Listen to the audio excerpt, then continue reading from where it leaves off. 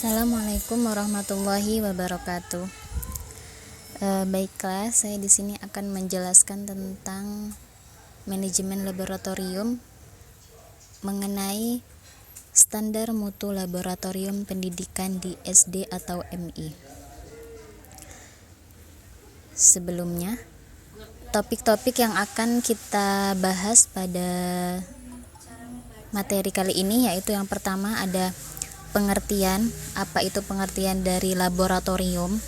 Kemudian yang kedua, pentingnya pembelajaran K3 pada laboratorium. Yang ketiga, standar mutu laboratorium pendidikan di SD atau MI. Pertama yakni tujuan. Tapi sebelum kita membahas tujuannya apa, terlebih dahulu kita bahas apa itu pengertian dari laboratorium. Laboratorium yang sering disingkat dengan lab adalah tempat dilakukannya riset, penelitian ilmiah atau eksperimen ataupun percobaan ataupun pelatihan ilmiah yang pada umumnya laboratorium dirancang untuk memungkinkan dilakukannya kegiatan-kegiatan tersebut secara terkendali. Laboratorium ilmiah biasanya dibedakan menurut disiplin ilmunya seperti ada laboratorium fisika, ada laboratorium biokimia, laboratorium komputer, dan laboratorium bahasa. Jadi laboratorium ialah tempat untuk melakukan sebuah eksperimen di mana di sana telah disiapkan alat-alat yang diperlukan untuk melakukan eksperimen-eksperimen yang dilakukan baik oleh siswa maupun peneliti. Selanjutnya, pelatihan penanggulangan keadaan darurat. Keadaan darurat adalah suatu kejadian yang tidak diinginkan atau direncanakan dan berpotensi serius untuk menimbulkan kecelakaan pada orang, kerusakan pada harta benda dan lingkungan sekitar, sehingga mengakibatkan terhentinya kegiatan operasi. Nah, situasi yang perlu dipertimbangkan atau diidentifikasi sebagai keadaan darurat antara lain seperti terjadinya kebakaran, pencemaran, tumpahan bahan kimia, banjir, ledakan, dan lain-lain. Jadi, pelatihan penanggulangan keadaan darurat ini dilakukan untuk menanggulangi ketika ada kecelakaan ataupun hal yang membahayakan yang terjadi di ruang laboratorium. Itu fungsi dari pelatihan penanggulangan keadaan darurat. Adapun standar mutu laboratorium pendidikan di MI ataupun di SD. Yang pertama, kondisi fisik laboratorium atau bengkel atau studio harus baik untuk mendukung pelaksanaan praktikum penelitian atau pengabdian kepada masyarakat. Yang kedua, laboratorium harus memiliki instalasi listrik, tegangan listrik, lampu penerangan, proteksi tegangan yang layak untuk mendukung kelancaran praktikum penelitian atau pengabdian kepada masyarakat. Yang ketiga, laboratorium harus memiliki ruang staf, ruang bekerja, dan ruang khusus. Yang keempat, laboratorium harus memiliki kelengkapan meja, kursi, laci, papan tulis, dan proyektor.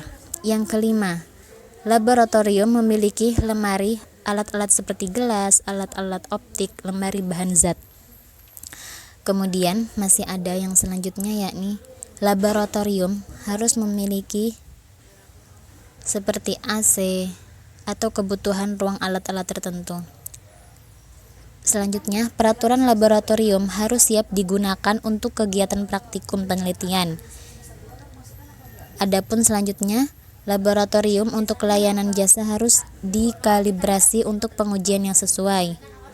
Selanjutnya, laboratorium harus memiliki daftar inventarisasi peralatan laboratorium yang dilengkapi dengan nama, spesifikasi, kegunaan, sumber pengadaan, tahan, diperoleh kondisi terakhir peralatan.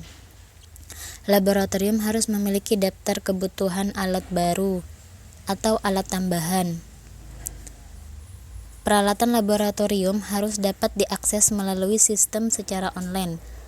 Kemudian, untuk mempertahankan umur alat dan akurasi pengukuran, perlu dilakukan pemeliharaan secara berkala dan ketersediaan suku cadang yang diperlukan.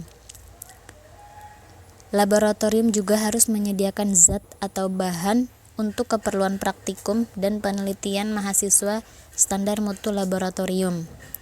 Selanjutnya, sistem organisasi laboratorium harus menjamin pengelolaan laboratorium yang dapat berjalan dengan lancar.